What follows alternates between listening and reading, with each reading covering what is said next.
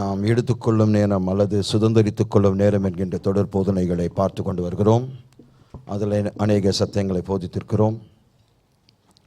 இப்பொழுது விரிவாக்கத்திற்கென்று அல்லது பெருக்கத்திற்கென்று நேரம் இது என்கின்ற சத்தியத்தை பார்த்து கொண்டிருக்கிறோம்.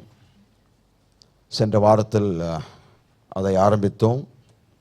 ஆகவே நாம் யாவரும் 2 ராஜாக்கள் 6ஆம் அதிகாரத்திற்கு திருப்புவோம். முதல் 2 வசனங்களை வாசிக்க கேட்போம். தீர்க்கதரிசிகளின் புத்திரர் எலிசாவை நோக்கி, இதோ நாங்கள் உம்முடன் குடியிருக்கிற இந்த இடம் எங்களுக்கு நெருக்கமாய் இருக்கிறது. நாங்கள் யோர்தான் மட்டும் போய் அவ்விடத்தில் ஒவ்வொருவரும் ஒவ்வொரு உத்திரத்தை வெட்டி குடியிருக்க அங்கே எங்களுக்கு ஒரு இடத்தை உண்டாக்குவோம் என்றார்கள். அதற்கு அவன், போங்கள் என்றான். இந்த சில வசனங்களை சென்ற வாரத்தில் நாம் பார்த்தோம். சென்ற வாரம் என்று சொல்லும்போது கடைசியாக உங்களை சந்தித்த பொழுது அதை பேசினேன். விரிவாக்கத்திற்கென்று நேரம் இது. கவனிக்க வேண்டும். எதிர்கொள்ளலாம் கர்த்தர் தன்னை ஈடுபடுத்திக் கொள்கிறாரோ அங்கே நிச்சயமாய் விரிவாக்கம் நடைபெறும். நம்முடைய வாழ்க்கையில் கர்த்தர் இருப்பார், ஆனால் விரிவாக்கம் நிச்சயம். நம்முடைய மனப்பான்மையில் விரிவாக்கம், நம்முடைய பேச்சில் ஒரு விரிவாக்கம், நம்முடைய எண்ணங்கள் விரிவாக்கப்படுகிறது. நம்முடைய தனிப்பட்ட வாழ்க்கையில் விரிவாக்கம், பொருளாதாரத்தில் விரிவாக்கம். எத்தனை பேர் பொருளாதாரத்தில் விரிவாக்கம் வேண்டும் என்று சொல்கிறவர்கள், பெருக்கம் வேண்டும் என்று சொல்கிறார்கள். இந்த தீர்க்கதரிசிகளுடைய புத்தகங்களை பார்க்கும்போது அவர்கள் என்ன கண்டு கொண்டார்கள்? அவர்கள் இருந்த அந்த இடம் நெருக்கமாய் இருந்தது. என்ன அர்த்தம்? அதை விட அவர்கள் வளர்ந்து விட்டார்கள். நம்முடைய வாழ்க்கையில் கர்த்தர் இருக்கும்போது வளர்ச்சி நிச்சயமாக இருக்கும். வளருன்னா நமக்கு ஏதோ பிரச்சனைன்னு இருக்கிறது தான் அர்த்தம். வளர வேண்டும். கர்த்தர் எதிர்கொள்ளலாம் இருக்கிறாரோ அங்கே பெருக்கத்தை ஏற்படுத்துகிற தேவனாய் இருக்கிறார். நம்முடைய தேவன் கூட்டலின் தேவன் அல்ல, பெருக்கத்தின் தேவனாய் இருக்கிறார். ஆமேன். முதல் மனுஷையை படைத்த பொழுது அவர் என்ன சொன்னாருங்க? அவர்களை ஆணும் பெண்ணுமாய் படைத்து அவர்களை ஆசீர்வதித்து பழுகி, அடுத்த வார்த்தைங்க கூட்டுங்கள்னு சொல்ல, பழுகி பெருகுங்கள். பழுகி பெருகு, அதாவது நீங்கள் பெருக வேண்டும். பக்கத்தில் பார்த்து சொல்ல, நீங்கள் பெருக வேண்டும். நம்முடைய தேவன் பெருக்கத்தின் தேவன். அல்லேலூயா. நெருக்கத்தின் மத்தியில் பெருக்கத்தை ஏற்படுத்துகிற ஒரே தேவன் நம்முடைய தேவன் மட்டுமே. காரணம், அவர் சர்வ வல்லமையுள்ள தேவனாய் இருக்கிறார். எப்படிப்பட்ட நெருக்கடி வந்தாலும் அதை விட தேவன் நம்ம உயர்த்த வல்லவராய் இருக்கிறார். ஆனால் முதலாவது நாம் என்ன செய்ய வேண்டும்? விரிவாக்கத்தை நாம் பெற வேண்டும் என்றால், பெருக்கத்தை பெற வேண்டும் என்றால் நாம் என்ன செய்ய வேண்டும்? நாம் இருக்கிற இடம் போதாது என்று நாம் கண்டுபிடிக்க வேண்டும். டிஸ்கவரி, அதுதான் முதல் காரியம். 2வது காரியம் என்ன செய்ய வேண்டும்? தீர்மானம் எடுக்க வேண்டும் என்று சொன்னேன். என்ன தீர்மானம் எடுக்க வேண்டும்? நம்முடைய வறுமைகளை உடைத்து நம்முடைய சுதந்திரத்திற்குள், முழுமையான சுதந்திரத்திற்குள் நான் பிரவேசிக்க போகிறேன் என்கின்ற முடிவு நாம் எடுக்க வேண்டும், தீர்மானம் எடுக்க வேண்டும். 3வதாக வாஞ்சை இருக்க வேண்டும். பெருக்கத்திற்கான வாஞ்சை. மிகப்பெரிய ஒரு வாழ்க்கை நான் வாழப் போகிறேன், ஒரு பெரிய ஜாதியாக நான் வாழப் போகிறேன், கர்த்தருடைய நாமத்தின் மகிமைக்கென்று இந்த விரிவாக்கத்தை நான் விரும்புகிறேன். பாருங்க, நான் எதிர்பார்க்கிற பெருக்கம் எதற்காக? என்னுடைய சுய இச்சைகளை நிறைவேற்றுவதற்காக அல்ல. நான் கேட்கிற பெருக்கம் கர்த்தருடைய ராஜ்யம் கட்டப்பட வேண்டும். ஆமேன். நான் இன்னும் அதிகமாய் கர்த்தரிடத்தில் நான் விதைக்க விரும்புகிறேன், இன்னும் தாராளமாய் கொடுக்க விரும்புகிறேன், இன்னும் அநேகருடைய வாழ்க்கையில், அவர்களுடைய வாழ்க்கையில் ஒரு முதலீடு செலுத்த நான் விரும்புகிறேன். அநேகர் மக்களுக்கு வாய்ப்பு இல்லை, அவர்களுக்கு தாளந்திருக்க திறமை இருக்கானால் வாய்ப்புகள் இல்லை, போதுமான பணம் இல்லை, அவர்களுக்குள் ஒரு விதைப்பு நான் விதைக்க விரும்புகிறேன். ஆகவே தான் ஒவ்வொரு நாளும் ஆண்டவரை என்னுடைய எல்லைகளை பெரிதாக்கும், அதன் மூலமாய் நான் இன்னும் அதிகமாய் விதைத்து உம்முடைய நாமத்தை நான் மகிமைப்படுத்த விரும்புகிறேன். அப்போ பாருங்க, நம்முடைய விருப்பம் சுயநலம் சார்ந்த ஒரு விருப்பம் அல்ல. நான் ஏன் பெருக்கத்தை விரும்புகிறேன்? ஏன் அதை கேட்கிறேன்? கர்த்தருடைய ராஜ்யம் கட்டப்பட வேண்டும். மக்கள் தேவனுடைய வல்லமை புரிந்து கொள்ள வேண்டும். ஆசீர்வாதத்தின் தேவன் எப்படிப்பட்டவர் என்பதை அறிந்து கொள்ள வேண்டும். ஆமேன். அதை தான் நாம் இந்த இடத்துல பார்க்கிறோம், விரும்புகிறோம். இந்த மக்களை பார்க்கும்போது அவர்கள் விரும்பின காரியம் பெருக்கத்தை விரும்பினார்கள். அவர்களுடைய தீர்க்கதரிசனத்தில் போயிட்டு, நாங்கள் இருக்கிற இடம் மிகவும் நெருக்கமாய் இருக்கிறது என்று உணர்ந்தார்கள், இன்னும் ஒரு பெரிய கட்டிடத்தை கட்டும்படியாக அவர்கள் வாஞ்சித்தார்கள், முடிவு செய்தார்கள். மூன்றாவதாக என்ன செய்தார்கள்? செயல்பட்டார்கள், கடந்து சென்றார்கள். தங்களுடைய விருப்பத்தை, தங்களுடைய முடிவை, தங்களுடைய தீர்மானத்தை நிறைவேற்றுவதற்கு அவர்கள் கடந்து சென்றார்கள், செயல்பட்டார்கள். அதுதான் இங்கே பார்க்கிறோம். அப்போ பாருங்க, நம்முடைய தேவன் கூட்டத்தின் தேவன் அல்ல, பெருக்கத்தின் தேவன். இன்னொரு உதாரணம் கொடுக்கிறேன். ஒருவன் 1000 பேரையும் 2 பேர், இதை கூட்டலாம் பெருக்கமா? கூட்டல் இருந்தா எப்படி சொல்லியிருக்கணும்? ஒருவன் 1000 2 பேர் 2000 சொல்லியிருக்கணும் இல்லையா? ஆனால் அவர் என்ன சொல்றாரு? ஒருவன் 1000 2 பேர் 10000. நம்முடைய தேவன் பெருக்கத்தின் தேவன், எல்லைகளை விரிவாக்குகிற தேவன். ஆமென். சங்கீதம் 23 என்ன சொல்லியிருக்கிறாருங்க? உங்களுடைய பாத்திரம் நிரம்பி நிரம்பி அதோட நிற்கல, வழினோன்றாரு. அப்போ உன் பாத்திரத்துல இருந்து நிரம்பி வழிஞ்சாதான் மற்றவங்களோட பாத்திரத்தில் விடும். இருக்கிறீங்களா? சிலர் இடத்துக்கு போகும்போது டீயை கொடுக்குறாங்க, கப் அண்ட் சாசரில் கொடுக்குறாங்க, ரைட்டுங்களா? ஏன் கப் அண்ட் சாசரில் கொடுக்குறாங்க? ஏன்னா அந்த அளவுக்கு பாசம் பாஸ்டர் மேலே. டீயை ஃபுல்லாக ஊற்றிட்டு அதை நிரம்பி வளையணும். அது கப்பில் அந்த சாசரில் சேரும்போது தாராளமான மனசுள்ளவர்கள் என்று பாஸ்டர் புரிந்து கொள்வாராம். கரெக்டுங்க. கர்த்தர் சொல்கிறார், நீ உன்னுடைய பாத்திரம் நிரம்பி வழிந்தால் ஒழிய பிறருடைய பாத்திரத்தில் விடாது. கர்த்தர் எந்த அளவுக்கு உங்களை ஆசீர்வதிக்க போகிறார் என்றால், மற்றவர்களுடைய வாழ்க்கையில் உங்களுடைய வாழ்க்கையிலிருந்து வழிந்தோடுகிற காரியம் அவர்களுடைய வாழ்க்கையில் போகும்.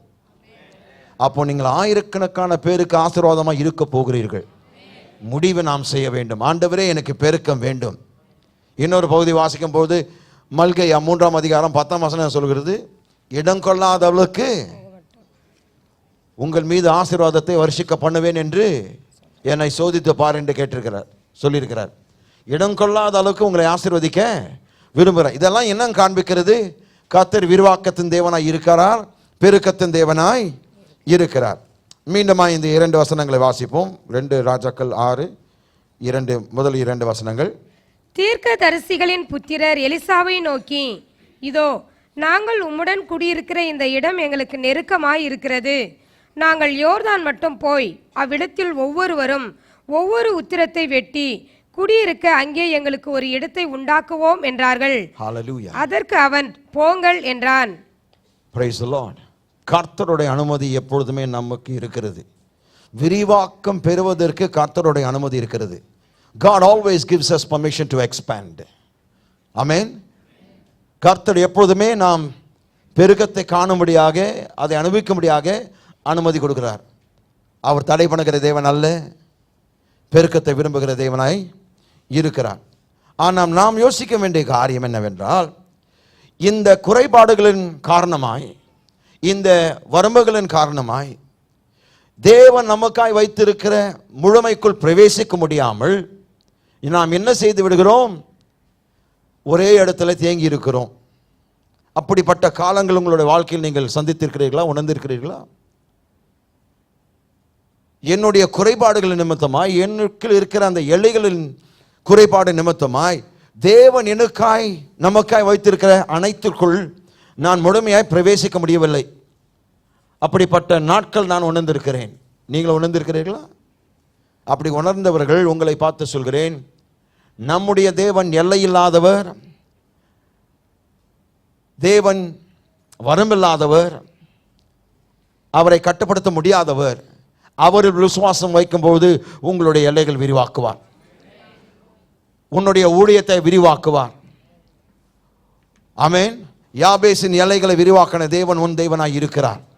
வெறும் யாபேசுக்கு அவர் அந்த ஆசீர்வாதத்தை கொடுக்கவில்லை, அவரால் பிரிப்பிக்கப்பட்ட ஒவ்வொரு பிள்ளைக்கு விரிவாக்கத்தை கொடுக்க விரும்புகிறார்.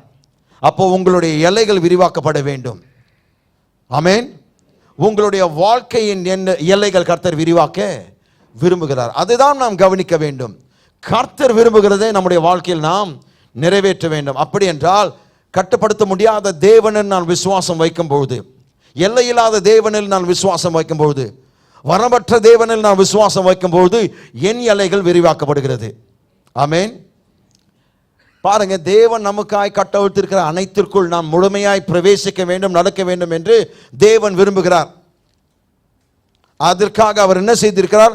வழியும் உண்டாக்கியிருக்கிறார். என்ன வழி?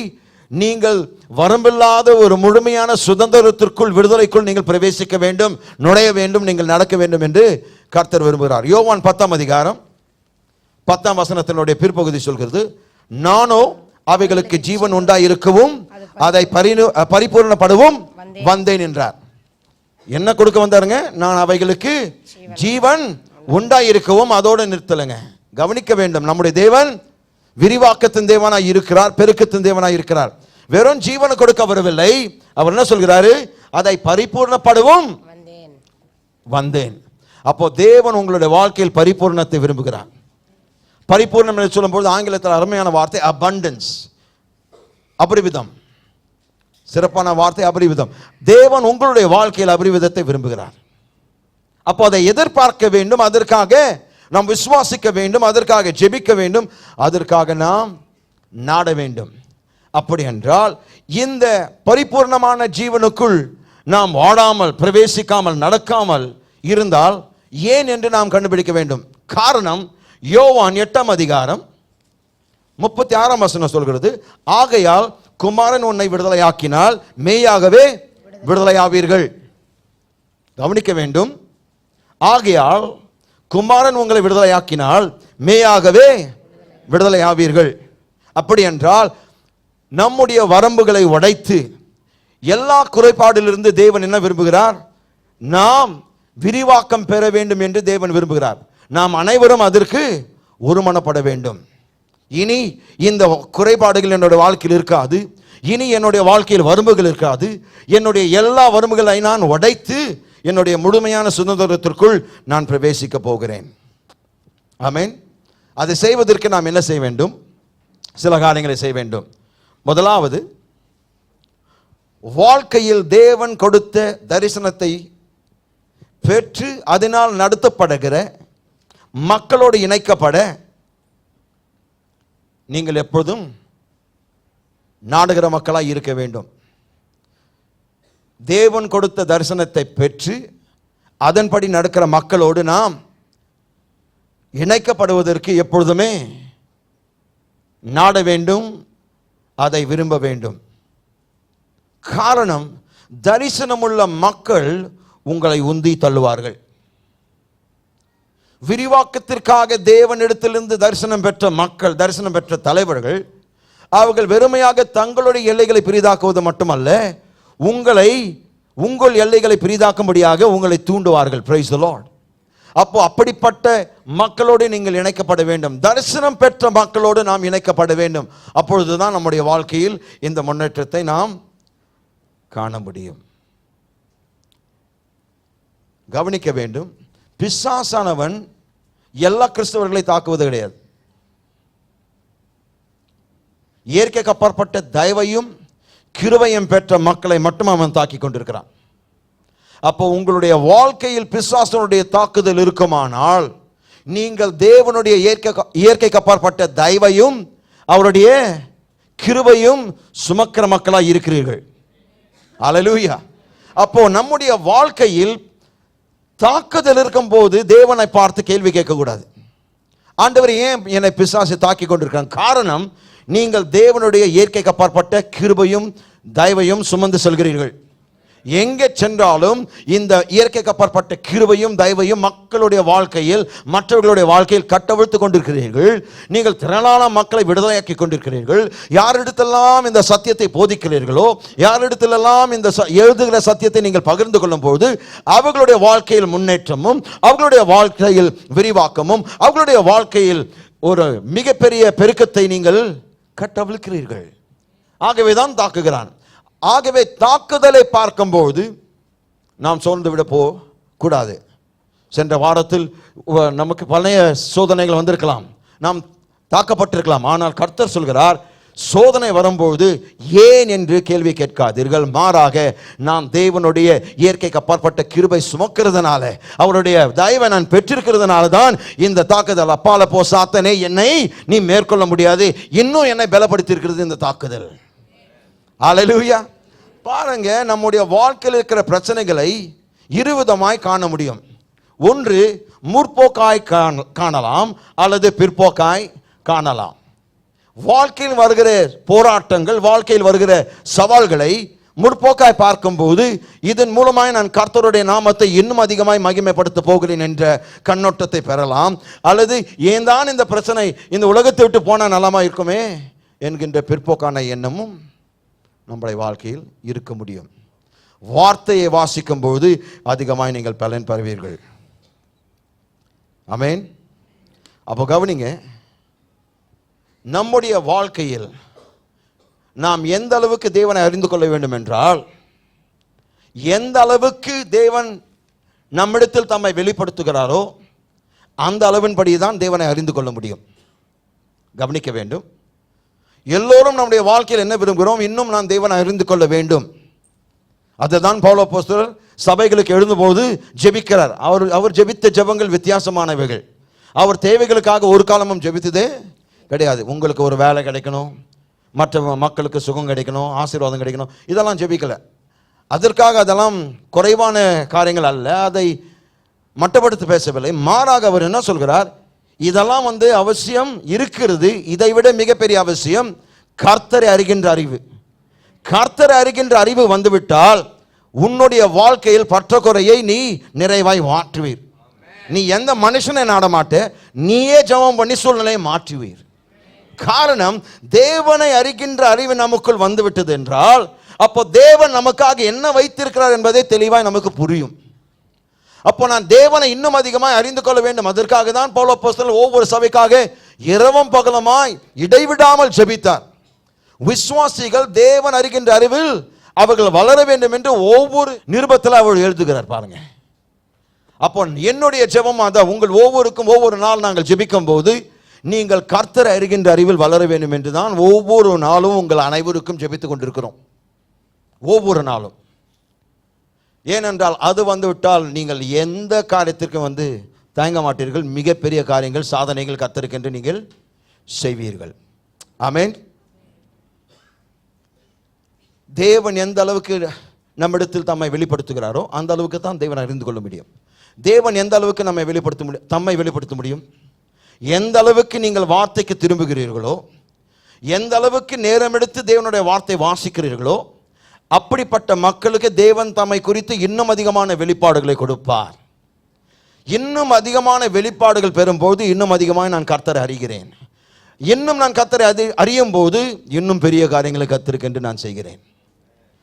பாருங்க, நம்முடைய தேவனை அறிகின்ற அறிவு வளரும்போது வாழ்க்கையில் இருக்கிற சூழ்நிலைகளை காண மாட்டோம், அதன் மீது நம்முடைய கவனத்தை செலுத்த மாட்டோம். மாறாக நம்முடைய தேவன் மிக பெரியவர், அவர் வரம்பற்றவர், எல்லையில்லாதவர், அவருடைய வல்லமைக்கு கட்டுப்பாடுகள் கிடையாது என்று நாம் புரிந்து கொள்வோம். ஹல்லேலூயா. எப்படிப்பட்ட மக்களாய் இருக்கிறோம்? எந்த ஒரு சூழ்நிலையை பார்த்து, மலைகளை பார்த்து பேசி அதை நகர்த்துற மக்களாய் நாம் மாறிவிடுவோம். ஏன்? நம் பட்சத்தில் இருக்கிற தேவன் மிக பெரியவராய் இருக்கிறார். எனக்குள் வாழ்பவர் பெரியவர், எனக்குள் வாழ்பவர் சர்வ வல்லவர், எனக்குள் வாழ்பவர் முற்றிலும் போதுமானவராய் இருக்கிறார் என்பதை புரிந்து கொள்வோம். ஆமென். அப்ப கவனிங்க, வாழ்க்கையில்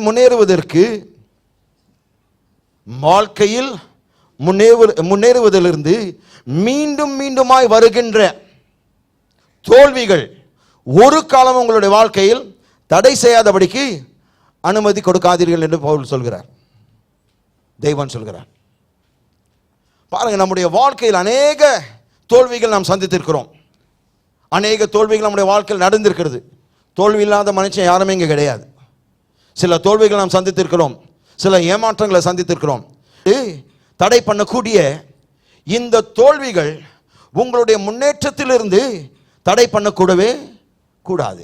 அதற்கு நீங்கள் அனுமதி கொடுக்கவே கூடாது. ஏன்?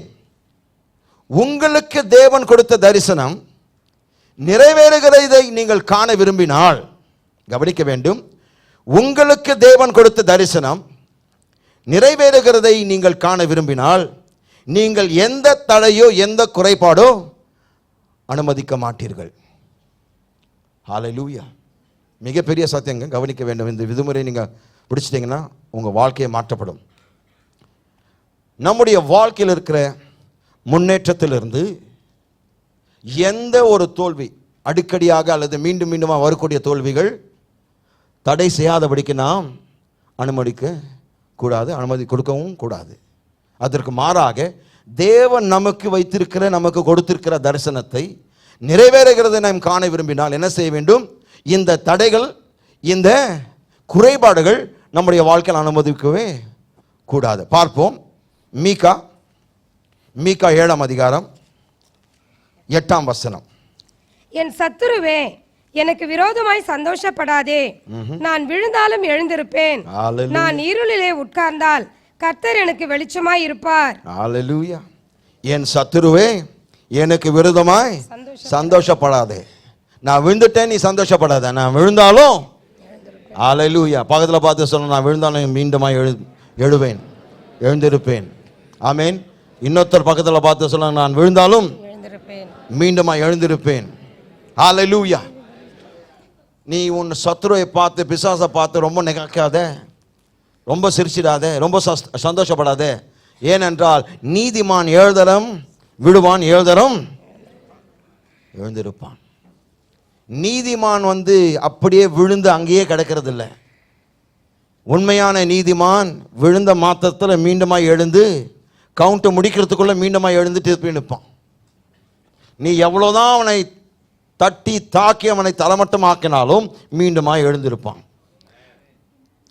எத்தனை பேர் நான் மீண்டுமாய் எழுகிற கிறிஸ்தவனாய் இருக்கிறேன் என்று சொல்ல முடியும்? ஹல்லேலூயா, ஹல்லேலூயா, ஹல்லேலூயா. ஆங்கிலத்தில் மிக சிறப்பாக இருக்கிறது. NCV என்கின்ற நியூ செஞ்சுரி வெர்ஷன் இருந்து வாசிக்கிறேன், கவனிங்க. enemy don't laugh at me. கவனிங்க. I have fallen. தமிழ் எப்படி வந்திருக்கிறது? நான் விழுந்தாலும், இன்னும் விழல. ஆனால் இந்த மொழியாக்கம் பார்க்கும்போது, நான் விழுந்துட்டேன், ஆனால் மீண்டுமாய் நான் எழுந்திருப்பேன். I sit in the shadow of trouble now. இப்பொழுது துயரத்தின், துன்பத்தின், தொல்லையினுடைய நிழலில் நான் உட்கார்ந்து கொண்டிருக்கிறேன். ஆனால் கர்த்தர் எனக்கு வெளிச்சமாய் இருப்பார். நீண்ட நாட்களாய், நீண்ட நாளாய், நீண்ட வருடங்களாய் நான் இருளில் இருக்க மாட்டேன், துன்பத்தினுடைய நிழலில் நான் இருக்க மாட்டேன். காரணம், ஒவ்வொரு முறை என்னை இருளுக்குள் பிசாசு தள்ளும் பொழுது கர்த்தர் எனக்கு வெளிச்சமாய் இறங்குகிறார். என்னுடைய வாழ்க்கையில் இருளுக்கு இடமே கிடையாதுங்க, வெறும் நிழல் தான். I like the English words, in the shadow. I sit in the shadow of trouble.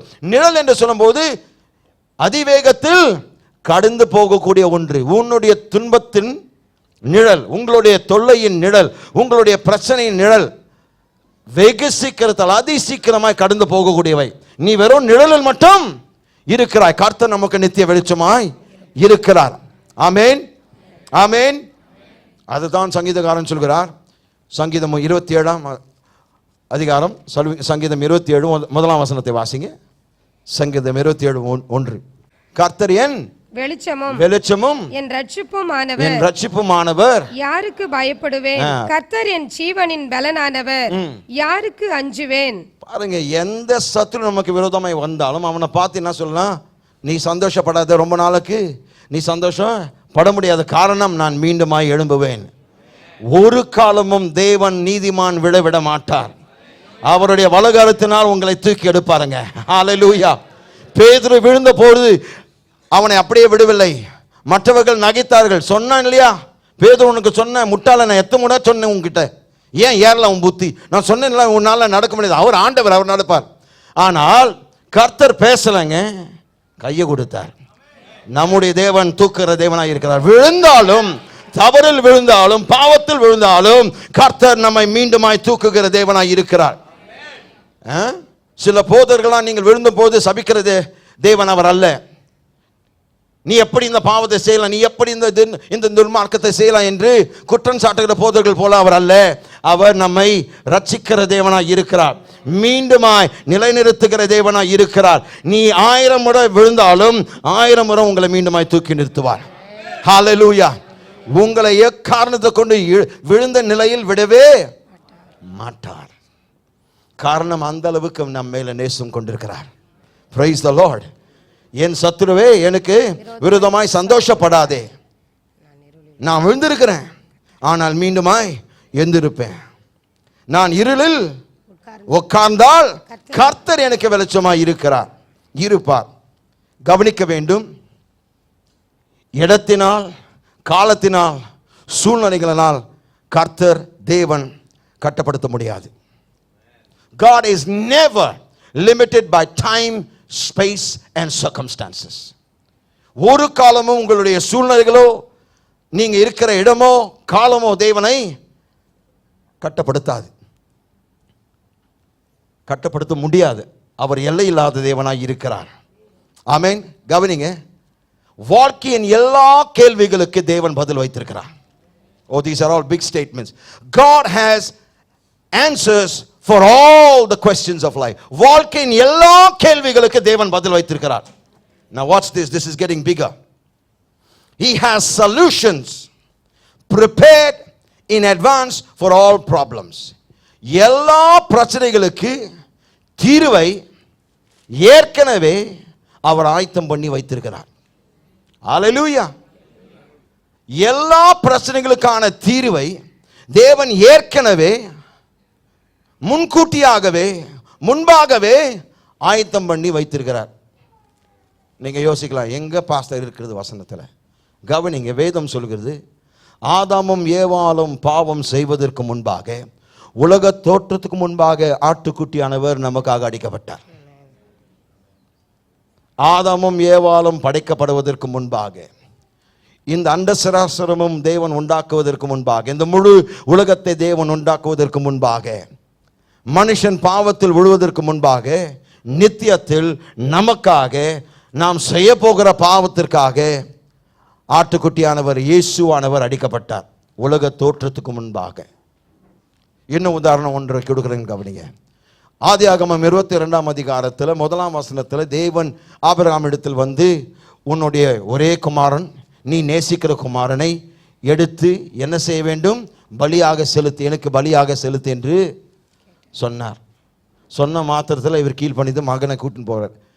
நான் கேட்கிறேன், இந்த இடத்துல எத்தனை கை தூக்காதீங்க, இந்த இடத்துல பெற்றோரை பார்த்து, தகப்பனை பார்த்து, உன் சொந்த பிள்ளை, ஒரே பிள்ளையை, நீ நேசிக்கிற பிள்ளையை எடுத்து அவனை கொன்று கத்தி அவனுடைய இருதயத்தில் கொட்டி அதை கிழித்து அவனை சுட்டெறி என்று சொன்னால் எத்தனை தகப்பன்கள் அதை செய்வீர்கள்? கையை உயர்த்தாதீங்க, உயர்த்தீங்கன்னா பொய் சொல்கிறீங்கன்னு அர்த்தம். நானும் சேர்த்து சொல்கிறேன், என்ன கேட்ட ஆண்டவர் கேட்டிருந்தேன்னா, ஆண்டவரே வேற தகப்பனை பாருன்னு சொல்லியிருப்பேன்.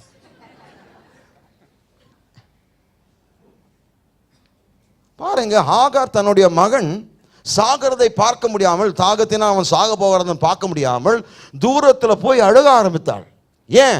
பக்கத்திலிருந்து தன்னுடைய மகன் தாகத்தினால் சாகிறதை அவளால் பார்க்க முடியவில்லை, தூரமாய் சென்றாள், அழுது கொண்டிருந்தால் கர்த்தர் இறங்கினார். அப்போ கவனிங்க, அவருடைய மகனை, சொந்த மகன் 100 வயது பிறகுதான் அவரை பெற்றெடுத்தார். 100 வயசுல. இப்போ 120 வயதுல 20 வயது வாலிபனாய் இருக்கும்போது அவனை கொன்று அவனை சுட்டெறி என்று சொன்னால் யார் கேட்பாங்க? ஆனால் ஆபிரகாம் வித்தியாசமானவர். பரலோகத்துக்கு போனால் முதல்ல இவரை பார்த்து கேள்வி கேட்டு, நீ எப்படிப்பா அதை செஞ்சு நான் கேட்கணும்னு ஆசைப்படுறேன். கர்த்தர் அனுமதி கொடுத்தால். ஆனால் உண்மையாக நான் வேடிக்கையாக சொல்கிறேன், அவரை பார்த்தனா நான் தான் கேட்பேன், எப்படி நீ அதை செஞ்ச? எந்த வெளிப்பாடு பெற்று இப்படி நீங்கள் வந்து செயல்பட்டீங்க? எந்த விதத்தில் கர்த்தர் நீ அந்த அளவுக்கு அறிந்து கொண்டு, எங்களுக்கெல்லாம் 66 புத்தகங்கள் கொடுத்த பிறகு இந்த மாதிரி காரியங்கள் கர்த்தர் கேட்டான்னா யாரும் செய்ய மாட்டீங்க. ஓப்பனாக நானே சொல்லிடுறேன், 66 புத்தகங்களை பெற்று ஆயிரக்கணக்கான பிரசங்கங்களை கேட்டு கர்த்தரை கொடுத்த முழு அறிவை பெற்ற பிறகு கூட நமக்கு வந்து சந்தேகங்கள் வருது. இவருக்கு வேதமும் கையில் இருக்கிற, அவ்வப்போது கர்த்தர் கொடுக்கிற வெளிப்பாடுகள், அதை வைத்து கொண்டு இவ்வளோ பெரிய ஒரு தீர்மானம் தான் பெரிய ஆள். அதுதான் கரெக்டாக அவரை விசுவாசத்தின் தகப்பனாய் இருக்கிறார். ஆனால் சொந்த குமாரன் எடுத்துக்கொண்டு அவரை கட்டி பலி செலுத்துவதற்கு கத்தி ஓங்கின போது கர்த்தர் அவரை நிறுத்தி அவர் என்ன சொன்னார்? முட்புதரில் ஏற்கனவே மாட்டிருக்கிற ஒரு ஆட்டுக்கடாவை காண்பித்து அதை கொன்று போடு உன்னுடைய மகனுடைய ஸ்தானத்தில். கவனிங்க, நான் கேட்குற கேள்வி, அந்த ஆட்டுக்கடாவை சிக்க வைத்தது எப்பொழுது அந்த முட்புதரில் தேவன் அந்த ஆட்டுக்கடாவை வைத்தார்?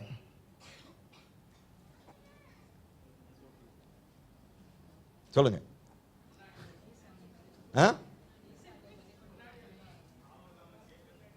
Very good. யாருங்க யார் அந்த வார்த்தை சொல்லுதுங்க? God bless you. கரங்களை தட்டுங்க அவருக்கு. Come on, do it, do it, do it. ஆபிரகாமிடத்தில் அவரை உன் சொந்த மகனை தா என்று கேட்பதற்கு முன்பாகவே இந்த ஆட்டுக்கடவை அங்க வைத்து கொண்டுதான் அங்க போயிட்டு கேள்வியை கேட்டார். ஆகவேதான் ஆபிரகாம் அந்த ஆட்டுக்கடவை பார்த்த மாத்திரத்தில் அவர் என்ன சொன்னார்? அந்த பேருக்கு, அந்த இடத்திற்கு என்ன பேர் வைத்தாருங்க? யெகோவா ஈரே.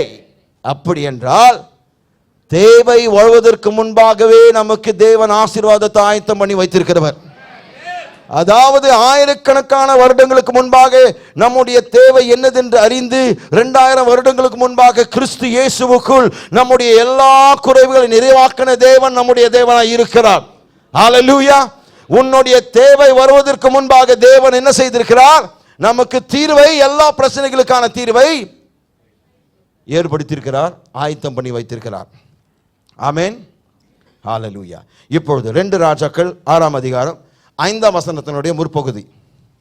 ஒருவன் ஒரு உத்திரத்தை வெட்டி வீழ்த்துகையில் கோடாரி தண்ணீரில் விழுந்தது. போதும். ஒருவன் ஒரு உத்திரத்தை வெட்டி வீழ்த்துகையில் கோடாரி தண்ணீரில் விழுந்தது. கவனிங்க, இவர்கள் மரங்களை வெட்டி கொண்டிருந்தார்கள். எதற்காக? விரிவாக்கத்திற்காக. விரிவாக்கத்திற்கான தேவை மரங்கள். அதை வெட்டி கொண்டிருந்தார்கள். வெட்டி கொண்டிருந்த நேரத்தில் இந்த கோடாரி அந்த தண்ணீரில், அந்த நதியில் விழுந்து விட்டது. கவனிங்க, அது என்ன அர்த்தம் காண்பிக்கிறதுனா, அவங்களுடைய தேவனுடைய குறிக்கோளும் தேவ லட்சியமும் ரத்து செய்யப்படப்பட்டது. காரணம், இப்போது தொடர்ந்து வேலை செய்வதற்கு, தொடர்ந்து தேவனுடைய நோக்கத்தை நிறைவேற்றுவதற்கு, தொடர்ந்து தேவனுடைய லட்சியத்தை நிறைவேற்றுவதற்கு, தொடர்ந்து தேவன் அவர்களுக்காக வைத்திருக்கிற குறிக்கோளை நிறைவேற்றுவதற்கு வாய்ப்பில்லாமல் போய்விட்டது. ஆனால் நாம் சிந்திக்க வேண்டிய காரியம் என்னவென்றால், கர்த்தர் நம் பட்சத்தில் இருக்கும் போது நம்ம எதுவும் மேற்கொள்ள முடியாது. கவனிக்க வேண்டும். 2ஆம் பகுதி வாசிங்க. அவன், ஐயோ என் ஆண்டவனே, இது இரவலாக வாங்கப்பட்டதே என்று கூவி. இரவலாக வாங்கப்பட்டதுன்னா கடனாக வாங்கப்பட்டதுன்னு அர்த்தம். அப்ப பாருங்க, வெறும் அந்த கோடாரி விழுந்தது மட்டுமல்ல, அது கடனாய் வாங்கப்பட்டது. கவனிக்க வேண்டும். நம்ம யோசிக்கலாம், என்ன பிரதர் பெரிய பிரச்சனை, ஒரு கோடாரி வந்தா ஹார்ட்வேர் கடையில் போயிட்டு வாங்கி கொடுத்துட்டா பிரச்சனை சால்வ் ஆயிடுச்சு. இதெல்லாம் ஒரு பெரிய விஷயமா? நமக்கு அது பெரிய விஷயம் இல்லை. ஏன்னா இன்னைக்கு ஹார்ட்வேர் கடையில் போயிட்டு வேற ஒரு கோடாரி வாங்கலாம். ஆனால் 9ஆம் நூற்றாண்டில், என்னங்க, கிபி கிடையாதுங்க, கிமு 586ஆம் ஆண்டு இஸ்ரவேல் வாழ்ந்த நாட்களில் ஒரு கோடாரி விழுந்து போகும்போது என்ன அர்த்தம்னா, இன்றைக்கு அதை ஒப்பிட்டு பேசணும்னா, வேறொருத்தருடைய காரை எடுத்துக்கொண்டு, நல்ல ஜாகுவார் கார் எடுத்துக்கொண்டு அல்லது மெர்சிடிஸ் எடுத்துக்கொண்டு நீ ஜாலியாக ஓட்டி போய் மரத்தில் மோதி அது நொறுக்குனது இல்லாமல் மட்டும் இல்லாமல் அதற்கு இன்சூரன்ஸ் கவரிங்கும் கிடையாது. இந்த சேதங்களுக்கு நீ எப்படி அபராதம் கடத்த முடியும்? ஹலோ, இடிச்சது என்ன வண்டிங்க? ஜாகுவார் அல்லது மெர்சிடிஸுங்க. 1.5 கோடி 2.5 கோடி வண்டி அதுங்க. இடிச்சு நொறுக்கிட்டேங்க, தூள் ஆக்கிட்டேங்க. இது மட்டும் இல்லாமல் காசு கட்டணும்னா இன்சூரன்ஸ் கவரிங் கிடையாது. அப்படி இருக்காது அவ்வளோ பெரிய வண்டிக்கு. உதாரணத்துக்கு சொல்கிறேன், உங்களால் ஆயுசு முழுசாய் உழைத்தாலும் அந்த காரை திருப்பியும் நீங்கள் பழைய நிலைமைக்கு வாங்கி கொடுக்கவே முடியாது. ஏன்னா அவங்க சொல்லிட்டாங்க, கம்பெனி சொல்லிட்டாங்க, புது கார் தான் வாங்கினது, போயிடுச்சு, முடிஞ்சு போயிடுச்சு. அப்படி போல தான் அந்த காலத்தில் ஒரு கோடாரிங்க. இந்த மனுஷன் தன்னுடைய வேதாகம கல்லூரியை விட்டு வேலை செய்து ஆயுசு முழுதுமாய் உழைத்தாலும் அந்த கோடாரியை கொடுக்க வேண்டிய பணத்தை கொடுத்து செலுத்த முடியாது. ஒரு வேத வல்லுநர் அதை சொல்லியிருக்கிறார், நான் அதை விசுவாசிக்கிறேன். ஆகவே இது ஒரு அற்பமான காரியம் என்று நாம் எண்ணிவிடக்கூடாது, கவனிக்க வேண்டும். அப்போ இந்த கோடாரி கடன் வாங்கப்பட்டது. அப்படி என்றால் மீண்டுமாய் பயன்படுத்தின பிறகு திருப்பி கொடுத்து விட வேண்டும். ஆனால் இவனால் அதை கொடுக்க முடியவில்லை. காரணம், தண்ணீரில் இழந்து விட்டான். அதை இழந்து விட்டான். கவனிக்க வேண்டும். இது நிமித்தமாய் அவனுக்கு ஏற்பட்டது வெட்கமும் குழப்பமும் மனசோர்வும் அதைரியமும். வெட்கம், குழப்பம், மனசோர்வு, அதைரியம். கவனிங்க, எப்பொழுதெல்லாம் முன்னேற்றத்தின் பாதையில் நீங்கள் நடக்க ஆரம்பிக்கிறீர்களோ, பிசாசானவன் உங்களுடைய காரியங்களை பறித்துவிட்டு உங்களுக்கு வெட்கமும் குழப்பமும் அதைரியமும் மனசோர்வும் கொண்டு வருவான். It will only happen on the road to progress. முன்னேற்றத்தின் பாதையில் மட்டுமே இந்த காரியங்கள் நடைபெறும். ஆனால் சோர்ந்து போகாதீர்கள். காரணம், நீங்கள் தனிமையில் கிடையாது. தேவன் உங்களோடு இருக்கிறார். கவனிங்க, இப்படிப்பட்ட சூழ்நிலை வரும்போது, உங்களுடைய இருதயம் உடைக்கப்படும் போது நீங்கள் என்ன செய்வீர்கள்? உங்களுடைய வாழ்க்கையினுடைய முடிவுக்கு, உங்களுடைய பொறுமையின் எல்லைக்கு நீங்கள் வந்துவிட்டீர்கள். இனி என்னால் இதை சமாளிக்க முடியாது, இனி என்னால் இதை தாங்க முடியாது. எவ்வளோ காரியங்கள் பல ஆண்டுகளாய் நான் தாங்கி விட்டேன், என்னுடைய பொறுமையின் எல்லை நான் மீறி விட்டேன், அதை கடந்து விட்டேன், இனி என்னால் ஒரு நிமிடம் கூட இதை தாங்க முடியாது என்று விரக்திக்குள் வருகிற இடம், அதுதான் எண்ட் ஆஃப் த ரோப் என்று ஆங்கிலத்தில் சொல்வார்கள். என்னுடைய பொறுமையினுடைய எல்லைக்கே நான் வந்து விட்டேன், இதற்கு மேலே என்னால் தாங்க முடியாது. அப்படிப்பட்ட ஒரு நிலைக்கு நீங்கள் வரும்போது என்ன செய்வீர்கள்? உங்களுடைய கனவுகள் சிதறப்படும் பொழுது நீங்கள் என்ன செய்வீர்கள்? உங்களுடைய லட்சியங்கள், உங்களுடைய தரிசனங்கள் தூள் தூளாக நொறுக்கப்படும் போது நீங்கள் என்ன செய்வீர்கள்?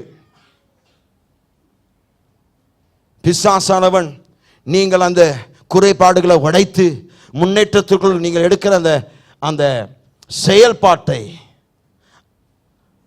அந்த முயற்சியை அவன் எதிர்க்க முயற்சிக்கிறான். ஆனால் கர்த்தர் நம்மை உயர்த்துவார். கர்த்தர் நம்மோடு இருக்கிறார். ஆமென்.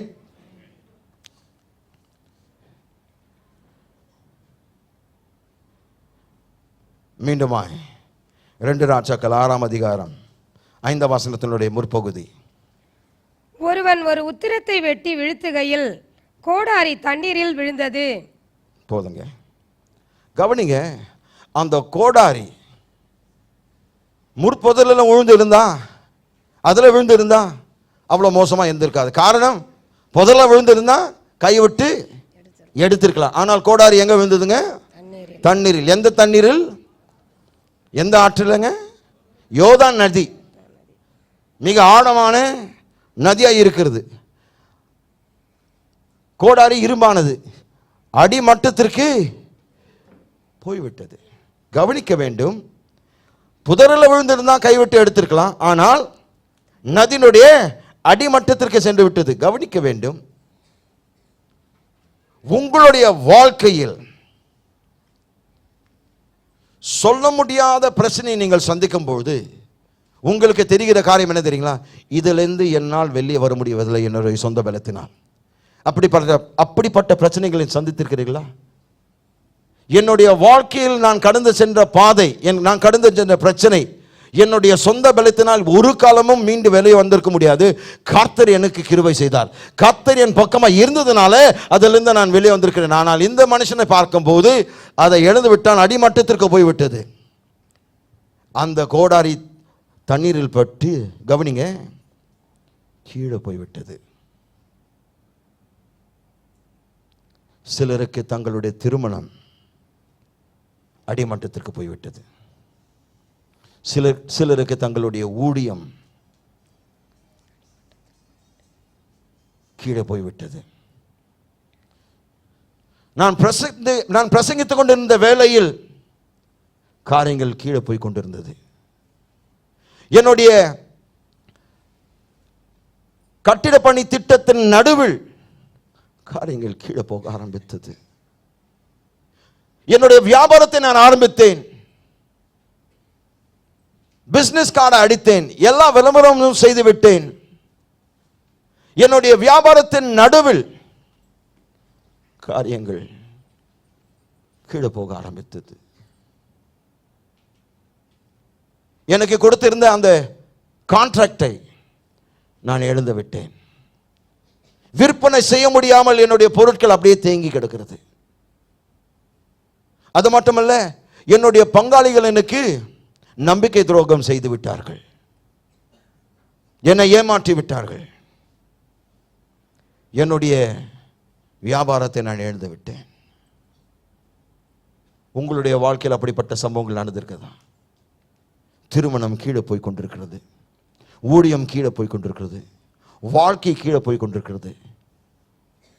மற்ற இடத்தில் நீங்கள் கடன் வாங்கி பொருட்களை வாங்கி வியாபாரத்தை ஆரம்பித்தீர்கள், உடன் இருந்தவர்கள் ஏமாற்றி சென்று விட்டார்கள். நீங்கள் கஷ்டப்பட்டு கடன் வாங்கி ஒரு குருவியை போல் கொஞ்சம் கொஞ்சமாக சேர்த்து வைத்த பணத்தை ஒரே ஒரு மாதத்தில் அதை அழித்து விட்டு காணாமல் போய்விட்டார்கள். வாழ்க்கையினுடைய அடிமட்டத்திற்கு நீங்கள் வந்துவிட்டீர்கள். எல்லா காரியங்கள்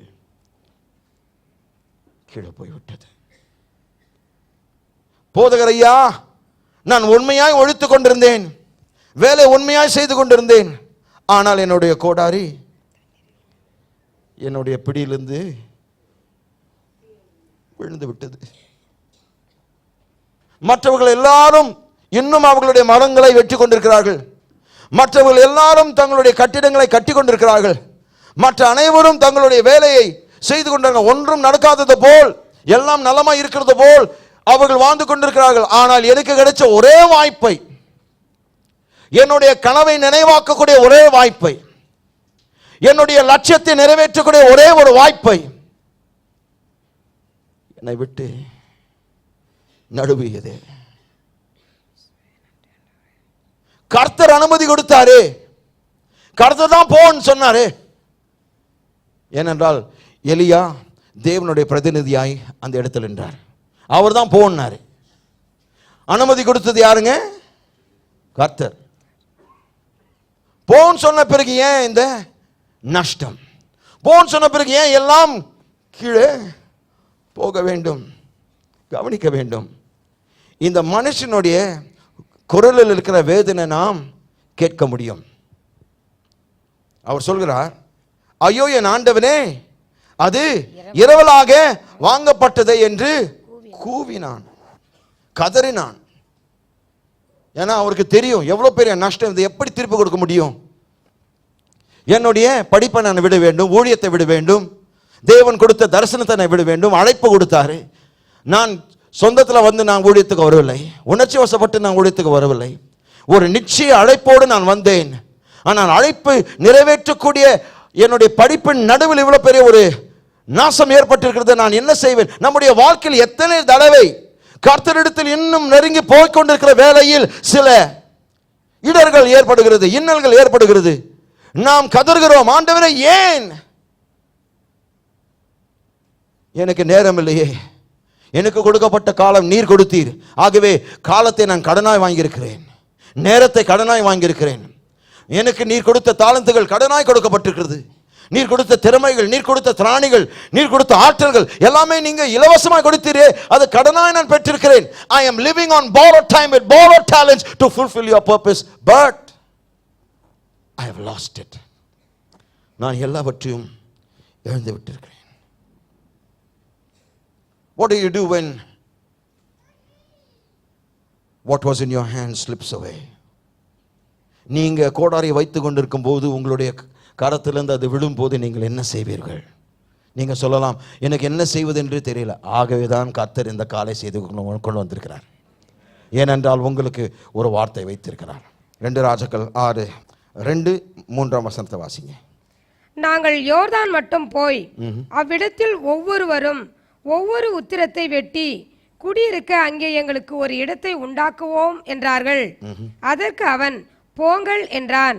அவர்களில் ஒருவன், அதற்கு அவர் போங்கள் என்றான். யார் சொன்னதுங்க? அது எலிசா. எலிசா யாருங்க? தீர்க்கதரிசி. தீர்க்கதரிசி, தேவனுடைய பிரதிநிதி. அப்போ அவர் சொல்ற வார்த்தை தேவனுடைய வார்த்தை. அவர் இஷ்டப்பட்டு சொல்ல, அவர் விருப்பப்பட்டு சொல்ல, அவருடைய சொந்த புத்தியை வைத்து சொல்ல, தேவன் சொன்ன வார்த்தை அவர் சொல்றார். அப்போ கவனிக்க வேண்டும், தேவன் என்ன சொல்லியிருக்கிறாரு? அனுமதி கொடுத்திருக்கிறார். சரிங்களா? கர்த்தர் அனுமதி கொடுத்தால் நான் செய்வேன். எத்தனை பேர் சொல்றீங்க? Praise God. கர்த்தர் அனுமதி கொடுத்தார், இவங்க இன்னும் போடல. தீர்க்கதரிசிக்கலாம் இவங்கெல்லாம் கர்த்தர் அனுமதி கொடுத்துன்னா உடனே என்ன செஞ்சிருக்கணும், போயிருக்கணும். ஆனால் அவங்க பாருங்க, அதில் ஒருத்தர் ரொம்ப ஞானி பாருங்க, எப்படிப்பட்ட இந்த ஒருவருக்காக நான் கர்த்தரிடத்தில் கோடா கோடி ஸ்தோத்திரங்களை ஏறெடுக்கிறேன். we need these one people in the every church. ஒவ்வொரு சபையில் இந்த ஒருவனை போல விசுவாசிகள் இருக்க வேண்டும். வாசிங்க. அவர்களில் ஒருவன், நீர் தயவு செய்து உமது அடியாரோடு கூட வர வேண்டும் என்றான். ஹalleluya. அதற்கு அவன், நான் வருகிறேன் என்று சொல்லி. ஹalleluya. கவனிங்க, அவங்க என்ன, அவர் ஒருவர் என்ன சொன்னாருங்க, ஒருவன் என்ன கேட்டான், நீ தயவு செய்து வரணும். எப்படிங்க? தயவு செய்து, தயவு செய்து உமது அடியாரோடு கூட வர வேண்டும். ஆண்டவரே, அனுமதி போதாது, பிரசனமும் வேணும். நீங்க என்ன பண்ணிட்டீங்க, கையை தூக்கிட்டீங்க. கர்த்தர் அனுமதி கொடுத்தால் போனா நான் ஓடி போய் செஞ்சிருவேனாக்கும் இல்லை. கர்த்தர் அனுமதி கொடுத்தால் கூட அவருடைய பிரசனம் இல்லாமல் எந்த ஒரு நோக்கத்தை நிறைவேற்றவே கூடாது. அதுல தோல்வி சந்திப்பீர்கள்.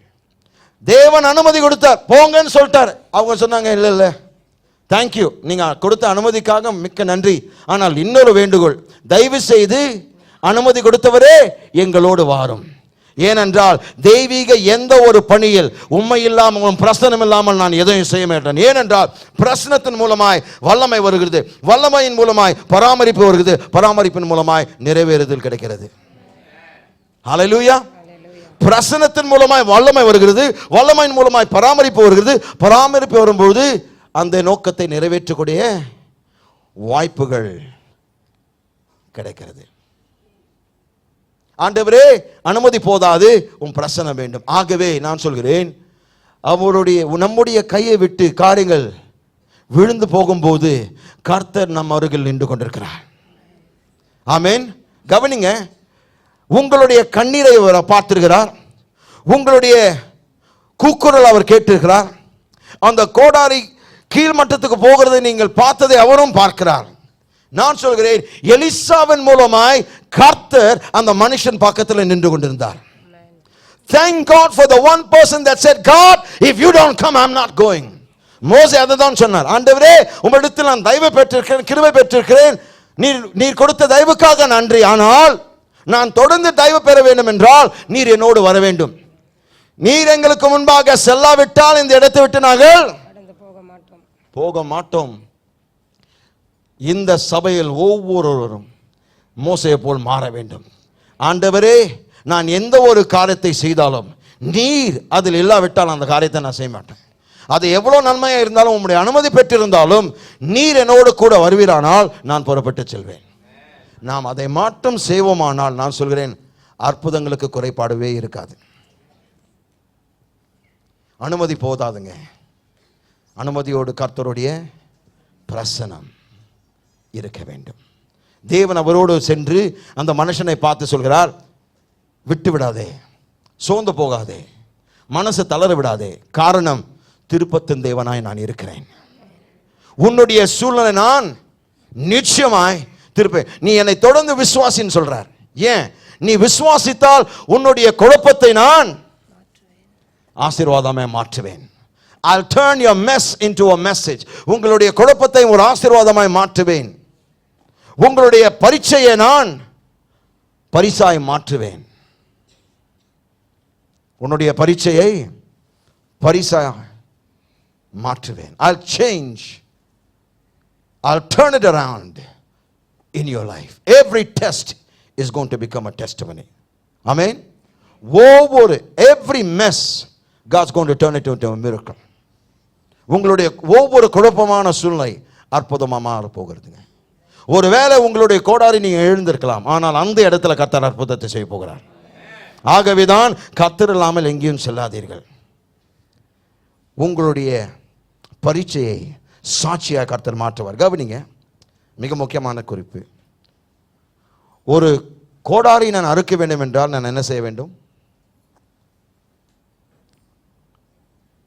கோடாரி நான் அறுக்க வேண்டும் என்றால் கோடாரியை விதைக்க வேண்டும்.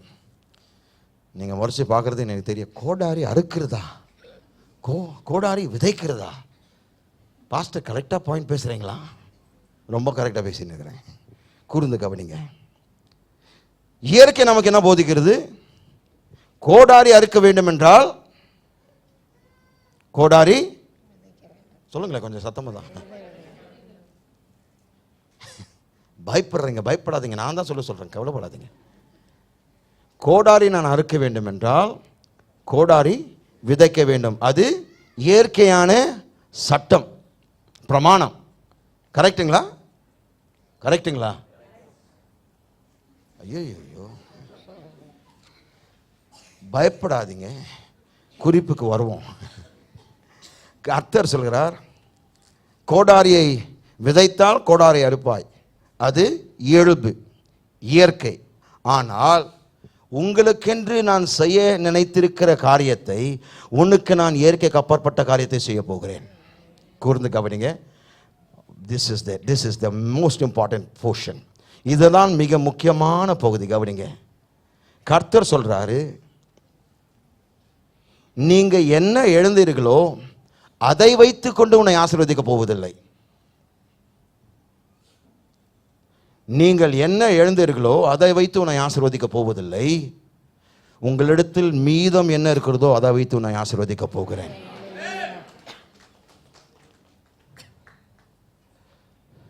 நீங்கள் இழந்ததில் உங்களுடைய ஆசீர்வாதம் அல்ல. The blessing isn't in what you lost. நீங்கள் என்ன தொலைத்தீர்களோ, நீங்கள் என்ன இழந்தீர்களோ அதில் உங்களுடைய ஆசீர்வாதம் அல்ல. உங்களிடத்தில் மீதம் என்ன இருக்கிறதோ அதில் தான் உங்களுடைய ஆசீர்வாதம் இருக்கிறது. கூர்ந்து கவனிங்க. அவர் சொல்கிறார், உன்னிடத்தில் மீதி இருக்கிற வைத்து தான் உனக்கு நான் ஆசீர்வாதத்தை கொடுக்க போகிறேன். ஆகவே உன்னிடத்தில் இருக்கிறதை நீ விதை. கர்த்தர் சொல்கிறார், அதை உன்னிடத்தில் நான் திருப்பி தரும்போது இயற்கைக்கு அப்பாற்பட்ட விதத்தில் தருவேன். ரைட்டுங்களா? தேவன் சொல்கிறார், உன்னிடத்தில் மீதம் இருக்கிறதை விதை, அப்போது நான் இயற்கைக்கு அப்பாற்பட்ட அறுவடை உனக்கு தருவேன் என்றார். எப்படிங்க? இயல்பாக பார்க்கும்போது, இயற்கையாக பார்க்கும்போது, தக்காளிகளை விதைத்தால் என்ன அறுப்பீர்கள்? ஆப்பிள் விதைத்தால், ஆரஞ்சு விதைத்தால், என்னைக்காவது தக்காளி விதைத்து வெங்காயம் பெற்றிருக்கிறீங்களா? யாராவது என்னை தயவுசெய்து சந்திங்க. இப்போ விளங்குதுங்களா? இயற்கையில் என்ன விதைக்கிறோமோ அதுதான் அறுப்போம். அது இயல்பாக நடக்கக்கூடிய, இயற்கையாக நடக்கக்கூடிய. நீங்கள் ஆப்பிள் விதைகளை விதைத்தால் ஆப்பிள் பழங்களை அறுப்பீர்கள். கவனிக்கிறீர்களா? ஆனால் கர்த்தர் சொல்கிறார், உனக்கு இயற்கைக்கு அப்பாற்பட்ட காரியத்தை காண்பிக்க போகிறேன் என்று சொல்லி, கவனிங்க. 2 ராஜாக்கள் 6ஆம் அதிகாரம் 6ஆம் வசனம். தேவனுடைய மனுஷன் அது எங்கே விழுந்தது என்று கேட்டான். அவன் அந்த இடத்தை காண்பித்த போது ஒரு கொம்பை வெட்டி அதை அங்கே எறிந்து. போதுங்க. நான் என்ன சொன்னேன்? நீங்கள் எழுந்ததில் உங்களுடைய ஆசீர்வாதம் இல்லை, உங்கள் இடத்தில் மீதம் இருக்கிறது தான் உங்களுடைய ஆசீர்வாதம். சரிங்களா? கர்த்தர் என்ன சொல்றாரு? ஆப்பிள் விதைகளை விதைத்தால் ஆப்பிள் பழங்களை அறுப்பீர்கள். காரணம், அது இயற்கையான ஒரு சட்டம்.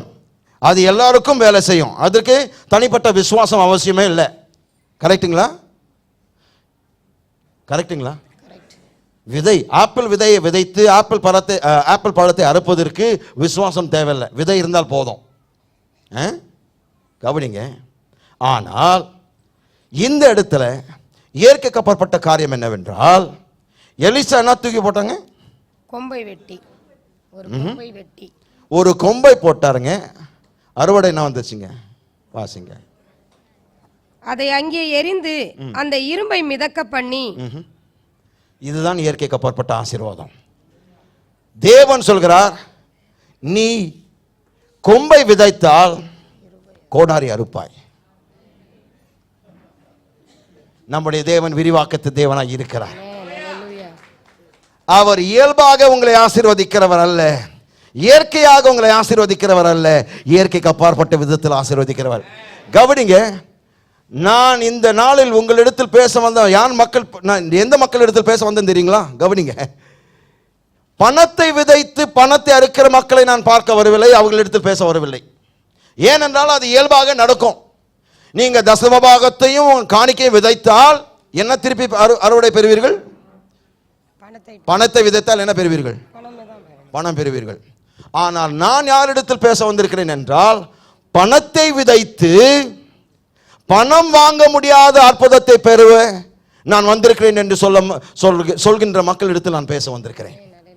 கவனிங்க, நான் விதைக்கிறேன், ஆனால் என்னுடைய வாழ்க்கையில் பணம் கொடுக்க முடியாத சுகத்தை நான் அறுக்க விரும்புகிறேன்.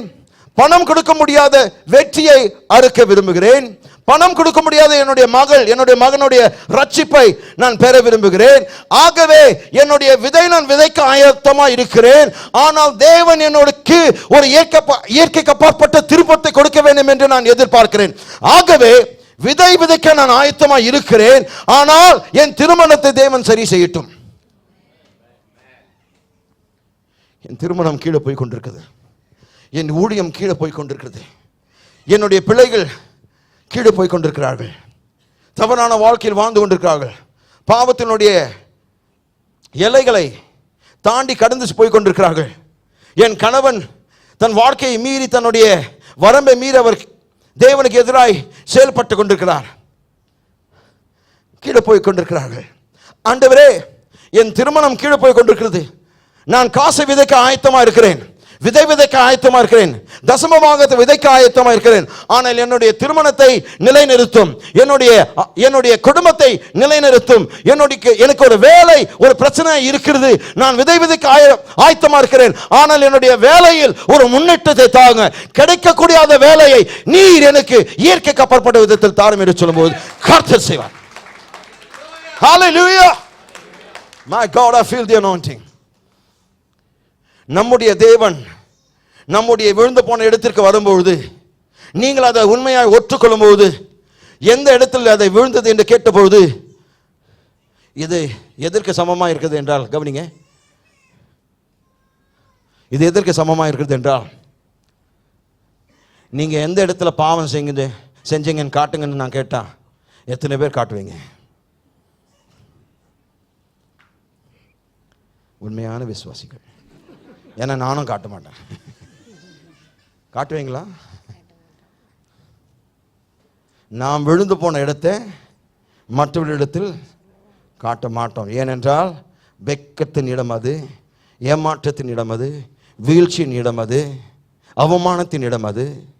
ஆகவே அதை காட்ட மாட்டோம். ஆனால் தீர்க்கதரிசி எந்த இடத்துல விழுந்தது என்று காட்டு என்று சொன்ன மாத்திரத்தில் அவர் என்ன செய்தாருங்க? இடத்தை காட்டினார்.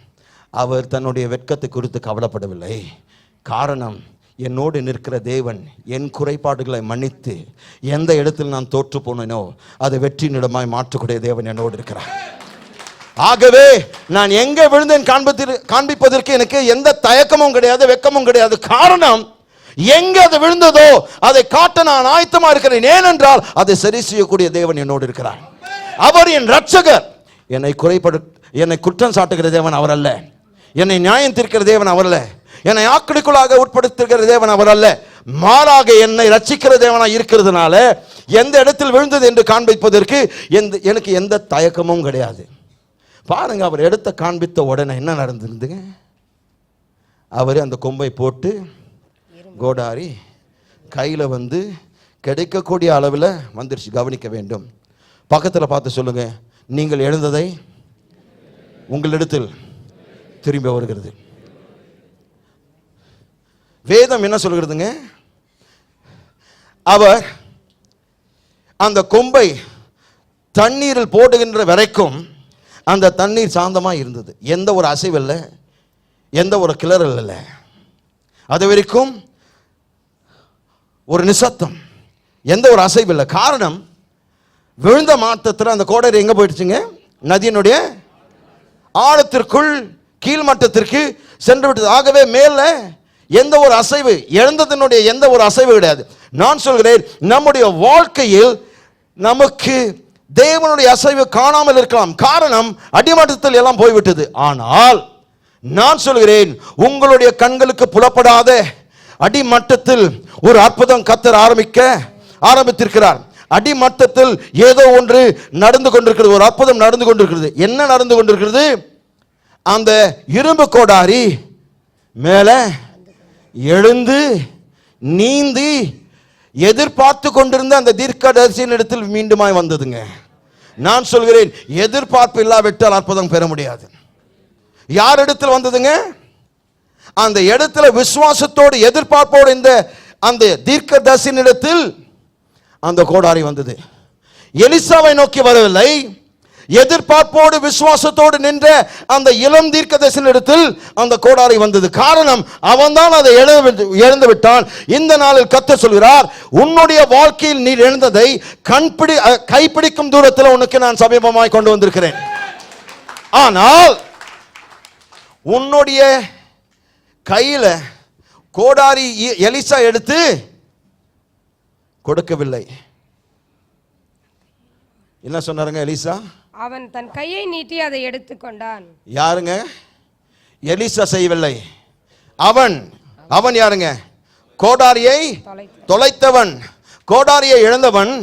அவன் விசுவாச கரத்தை நீட்டி தன்னுடைய ஆசீர்வாதத்தை எடுத்துக்கொண்டான்.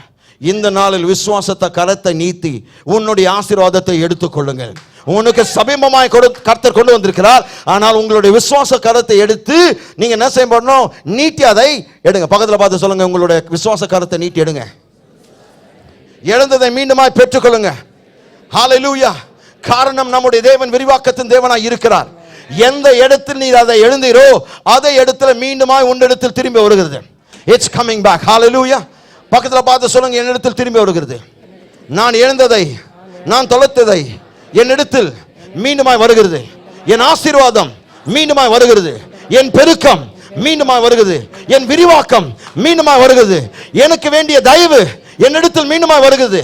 எனக்கு வேண்டிய அனைத்தும் என்னை நோக்கி நேரடியாக என் கைப்பிடிக்கும் தூரத்தில் கர்த்தர் கொடுத்திருக்கிறார். ஹல்லேலூயா, ஹல்லேலூயா, ஹல்லேலூயா. இயற்கைக்கு அப்பாற்பட்ட விதத்தில் நீங்கள் விதைத்து அறுக்க போகிறீர்கள். ஹல்லேலூயா. இந்த நாளில் உங்களை பார்த்து சொல்கிறேன், சோர்ந்து போகாதீங்க. உங்களுடைய விசுவாசத்தை செயல்படுத்துங்க. எபிரேயர் 11 முதலாம் வசனம் என்ன சொல்கிறதுங்க? எபிரேயர் 11:1.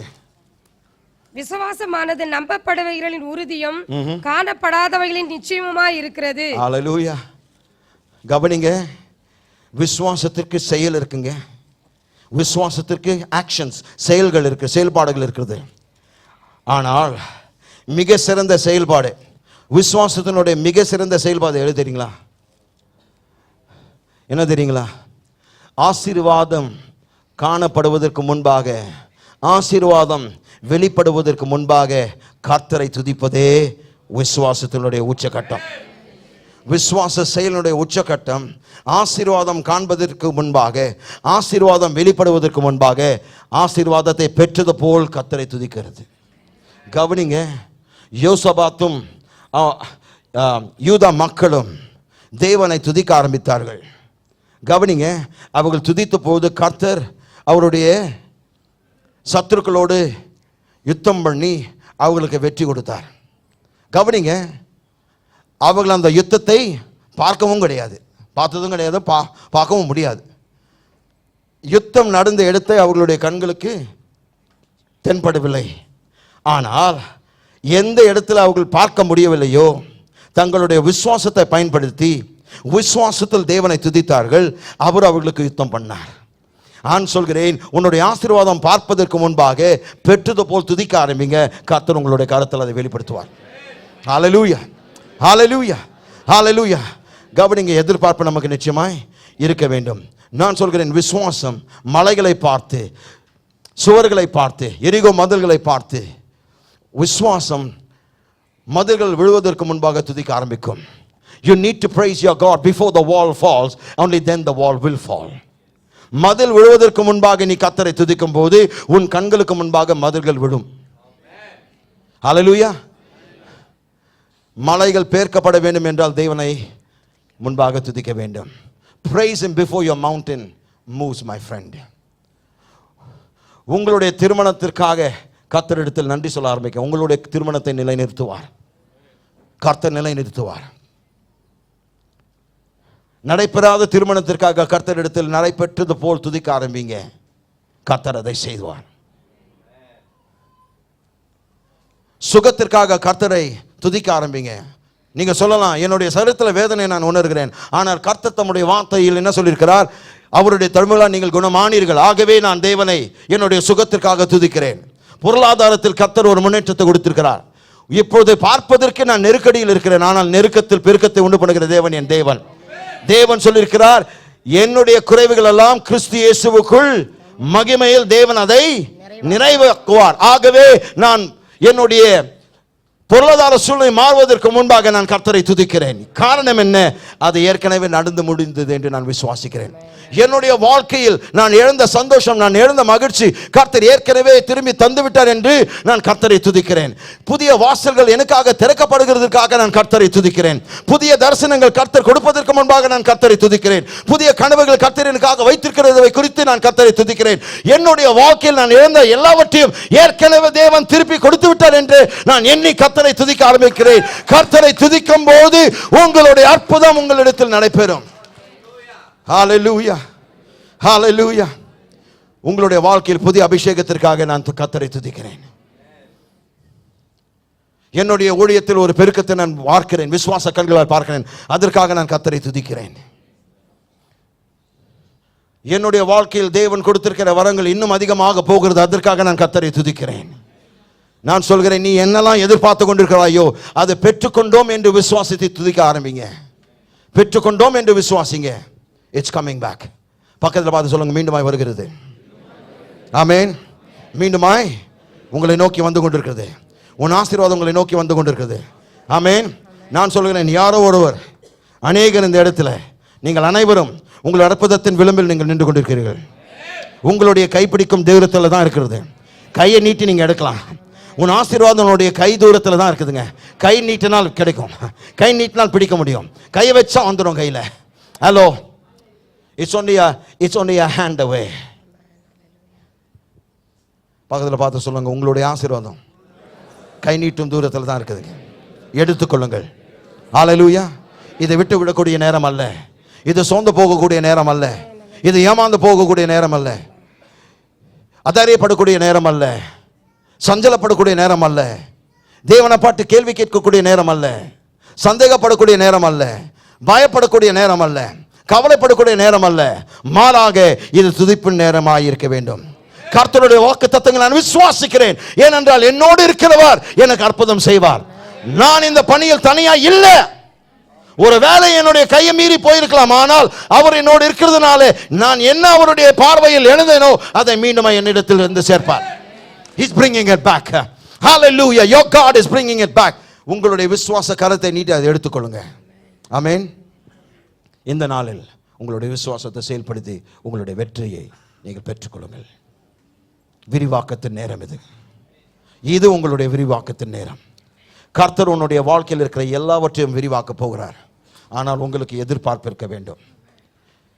அந்த தீர்க்கதரிசி எதிர்பார்த்தார், அவருக்கு நேராய் வந்ததுங்க, உங்களுக்கு நேராய் வந்து விட்டது.